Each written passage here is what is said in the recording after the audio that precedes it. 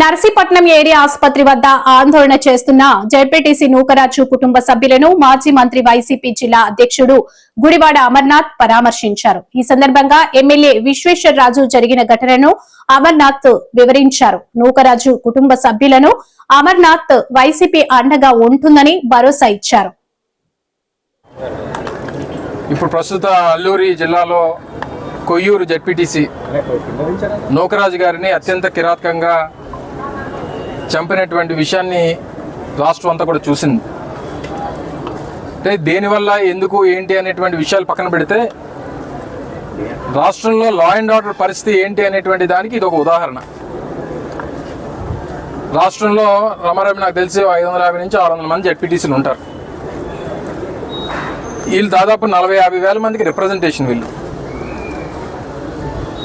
అంటే ఒక ప్రజాప్రతినిధి ఇన్ని వేల మందికి రిప్రజెంట్ చేస్తున్నటువంటి వ్యక్తికి ఈరోజు ఈ పరిస్థితి వస్తే ఇక రాష్ట్రంలో సామాన్యుడి పరిస్థితి ఏంటి అనేటువంటి దానికి రాష్ట్ర ప్రజలందరూ కూడా ఆలోచన చేసుకోవాల్సినటువంటి దానికి ఇది ఒక ఉదాహరణ.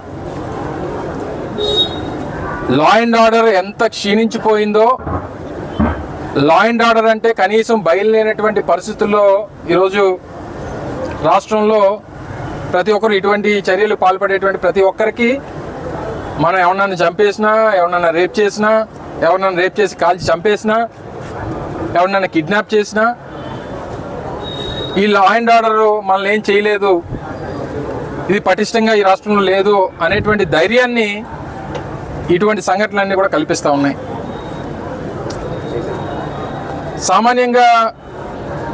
సామాన్యులు గత 15 మాసాలుగా ఈ రాష్ట్రంలో కూటమి ప్రభుత్వం అధికారంలోకి వచ్చిన తర్వాత మన జిల్లాలోనే అనేక ఇన్సిడెంట్స్ చూసాం.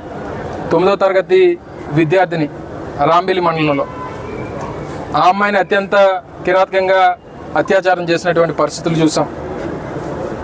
స్వయంగా ఈ శాఖకి ప్రాతినిధ్యం వహిస్తున్నటువంటి మంత్రి గారి ఇలాకాలో అనేక ఇన్సిడెంట్స్ చూసాం. ఉమ్మడి విశాఖపట్నం జిల్లాలో అనేక ఇన్సిడెంట్స్, రాష్ట్ర వ్యాప్తంగా నడి రోడ్డు మీద నరికి చంపినటువంటి ఇన్సిడెంట్స్, ఎన్ని మర్డర్లు అయ్యాయో, ఎన్ని అత్యాచారాలు అయ్యాయో, ఎన్ని కిడ్నాప్లు అయ్యాయో, ఎన్ని రకాలుగా లా అండ్ ఆర్డర్ని కనీసం పట్టించుకోలేనటువంటి పరిస్థితులు ఈ రాష్ట్రంలో ఉన్నాయనేటువంటిది గడిచినటువంటి సంవత్సరాల కాలంగా చూస్తూ ఉన్నాం. ఈరోజు ఆ కుటుంబ సభ్యులందరూ కూడా రోధిస్తూ ఉన్నారు. భార్య, పిల్లలు, మనవలు అందరూ కూడా. సీనియర్ నాయకుడు, మూడోసారి జెడ్పీటీసీ, గతంలో వైస్ చైర్మన్ గా చేసినటువంటి అనుభవం, సీనియర్ నాయకుడిగా గౌరవం ఉంది.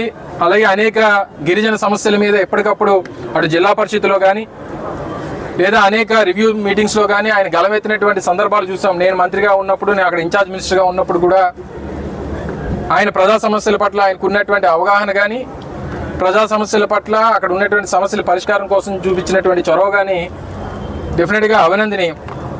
అటువంటి వ్యక్తిగా ఈ పరిస్థితి వస్తే మరి రేపు ప్రభుత్వం ఏ రకమైనటువంటి భరోసాని ప్రాంత ప్రజలు, ముఖ్యంగా గిరిజన ప్రాంత ప్రజలకి, గిరిజనుల పట్ల వారికి ఉన్నటువంటి ఆలోచన ఏంటో అనేటువంటిది దీంతో కల్పిస్తాం. గతంలో ఒక ఇన్సిడెంట్ జరిగింది.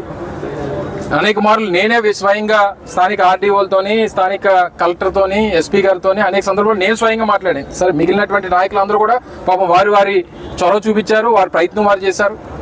వారు కొనుక్కున్నటువంటి భూమి, సరే భూమిలో ఏదైనా ఇష్యూస్ ఉన్నప్పుడు దాన్ని సార్ట్అవుట్ చేయాల్సినటువంటి బాధ్యత అవుతుంది ప్రభుత్వానికి, రెవెన్యూ డిపార్ట్మెంట్. సార్ట్అవుట్ చేస్తుంటే అసలు ఆయన ప్రాణాల మీదకి వచ్చేది కాదు కదా.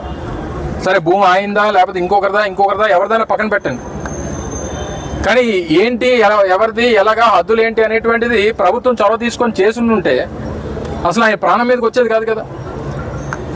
ఈరోజు ఈ స్థాయికి, ఇంత పెద్ద స్థాయికి ఇష్యూ రావడానికి కారణం కేవలం ప్రభుత్వం తాలూకా నిర్లక్ష్యం, లా అండ్ ఆర్డర్ మీద ప్రజలకి కనీసం భయం లేకపోవడం, వీటన్నిటి కూడా ఇవి కారణాలుగా కనబడతా ఉన్నాయి. అడిగారు, నేను కూడా కలెక్టర్ గారితో వారితో చర్చించడం జరిగింది.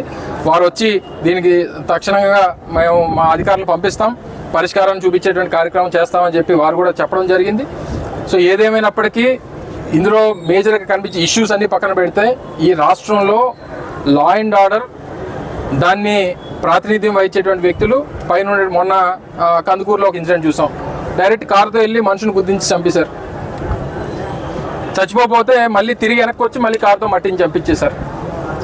20 రోజులు అయితే తప్ప మళ్ళీ గవర్నమెంట్ దాన్ని పట్టించుకునేటువంటి పరిస్థితులు లేవు. అంటే ఇష్యూ ఎక్కడన్నా ఫ్లేరప్ అయ్యి ప్రజలు రోడ్ల మీదకి వచ్చి ఇబ్బంది పెడితే తప్ప ఇది ఇష్యూగా మేము గుర్తించం అనేటువంటి పరిస్థితుల్లో ప్రభుత్వం తప్ప, అసలు గుర్తించకపోతే ఏమైపోయినా పర్వాలేదు అనేటువంటి విధంగా ప్రభుత్వం తాలూకు వ్యవహార శైలి ఉంది. సో ఇందులో ఇష్యూస్లో ఎవరైతే ఒక 6గురిని ఎంతమంది కస్టడీలోకి తీసుకున్నారని చెప్పి పోలీసులు చెప్తా ఉన్నారు. దీనికి కారకులైనటువంటి అజయ్ కుమార్ అని చెప్పి ఒక వ్యక్తి ఎవరైతే ఉన్నారో ఆయన దీని అంతటికి కూడా వెనక నుండి